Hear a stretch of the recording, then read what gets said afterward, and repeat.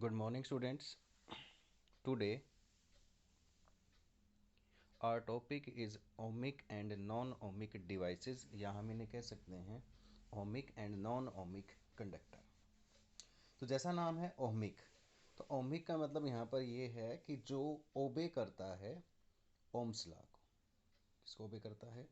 Ohm's law. यानी कि simple सा मैं कहूँ कि जो ग्राफ है वो स्ट्रेट लाइन आ जाए, वी डायरेक्टली आई और v is equal to I R, and the graphical representation for this is a straight line. तो कहता है कि ohmic device are those devices which obey Ohm's law. तो simple सा है कि नॉन ओमिक डिवाइस कौन से होंगे? नॉन ओमिक डिवाइस वो होंगे which does not obey Ohm's law, जो ओम्स लॉ को ओबे नहीं करते। यानी सिंपल सी बात कहें तो जिनका ग्राफ स्ट्रेट लाइन नहीं होता। अब थोड़ा सा हमें जानने की कोशिश करेंगे कि ऐसे कौन से कंडक्टर हैं या ऐसे कौन से डिवाइस हैं जो ओम्स लॉ को ओबे नहीं करते, ऐसे कौन है जो ओम्स लॉ को ओबे करते हैं। तो यहाँ पर मैंने तीन टाइप के, जैसे सबसे पहला है यहाँ पर मैं दिखाता हूँ आपको सेमी कंडक्टर। तो semiconductor are those which have a property of conductor and insulator both. तो ये जब हम हमारे पास सेमी कंडक्टर डिवाइसेज आएंगे तब हम उस चैप्टर में पढ़ेंगे। तो अभी यहाँ पर हम देखते हैं कि आई वर्सेस वी का ग्राफ जब हमने खींचा तो हमें इस तरीके का एक ग्राफ ऑब्टेंड होता है। तो जहाँ तक ग्राफ में स्ट्रेट लाइन है, इट मीन्स वो क्या कर रहा है? ओम्स लॉ को ओबे कर रहा है। लेकिन जैसे ही वो उससे आगे जाता है तो ओम्स लॉ को ओबे नहीं कर रहा, तो वहाँ पर हमारे पास एक कर्व आ रहा है।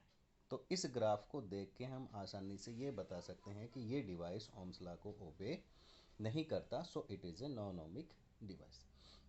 इसके अलावा दूसरा है कि हमने ओम्स लॉ में ये पढ़ा है कि रेजिस्टेंस कभी भी नेगेटिव नहीं होता, लेकिन यहाँ पर ग्राफ पे हमारे पास नेगेटिव आ रहा है। तो इसका मतलब ये नहीं कि रेजिस्टेंस नेगेटिव है। तो इसका भी हम आगे आप लोगों को तब बताएंगे जब आगे जब ये चैप्टर आएगा, उस चैप्टर में इसको हम डिस्कस करेंगे। अभी सिर्फ यहाँ पर ये समझेंगे। यहाँ पर हम देख पा रहे हैं कि जैसा कि यहाँ है, ये हमें कर्व ऐसा मिल रहा है। तो again we can say that there is no this is not a straight line, कि एक स्ट्रेट लाइन नहीं है। इसका मतलब ये भी ओम्स लॉ ओबे नहीं करता, ये भी ओम्स लॉ ओबे नहीं करता। And this is the graph of generally diode. Diode is also a device like a semiconductor. इसी तरीके से स्टूडेंट हमारे पास तीसरा जो ग्राफ है, this is for LED, gallium arsenide. LED आपने सुना होगा, लाइट एमिटिंग डायोड। तो ये भी हमारा सेमीकंडक्टर का ही एक पार्ट है। और यहाँ पर हम देख सकते हैं the graph is obtained between I and V is this.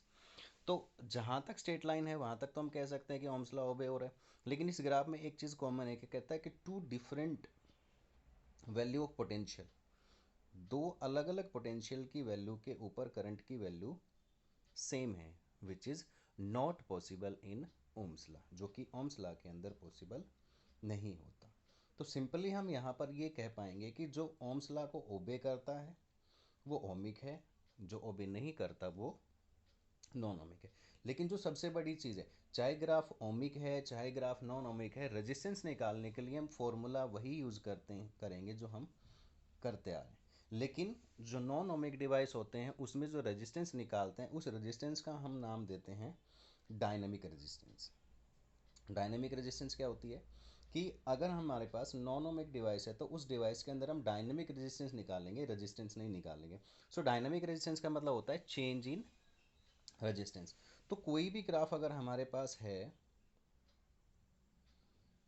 I versus we, और मान लीजिए वो ऐसा ग्राफ है, तो हम यहाँ पर क्या करेंगे कि कोई भी दो पॉइंट कंसीडर करेंगे और उसके लिए हम एक टेंजेंट ड्रॉ करेंगे और एक ट्राइंगल बनाएंगे, और फिर उस ट्राइंगल से हम आर निकालेंगे और आर निकाला जाएगा डेल्टा वी अपॉन में डेल्टा आई।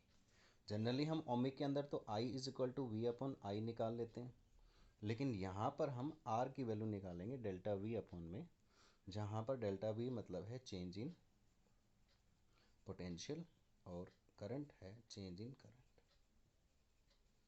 तो यहाँ पर जो दो वैल्यू आएंगी उन दोनों वैल्यू से करंट का चेंज आ जाएगा, यहाँ पर जो दो वैल्यू आएंगी उनसे वोल्टेज चेंज आ जाएगा, जिससे हम आर की वैल्यू फाइंड आउट कर सकते हैं। तो ये बात ध्यान रहे कि ओमिक रेजिस्टेंस हो या नॉन ओमिक रेजिस्टेंस हो, दोनों ही केस में हमें रेजिस्टेंस निकालने के डिवाइस हो तो दोनों की ही केस में, ओमिक डिवाइस और नॉन ओमिक डिवाइस दोनों के केस में ही हमें रेजिस्टेंस निकालने के लिए फॉर्मूला वही यूज़ करना पड़ेगा, सिर्फ नॉन ओमिक में dynamic resistance. I hope student आपको समझ में आया होगा। अगला टॉपिक नेक्स्ट है।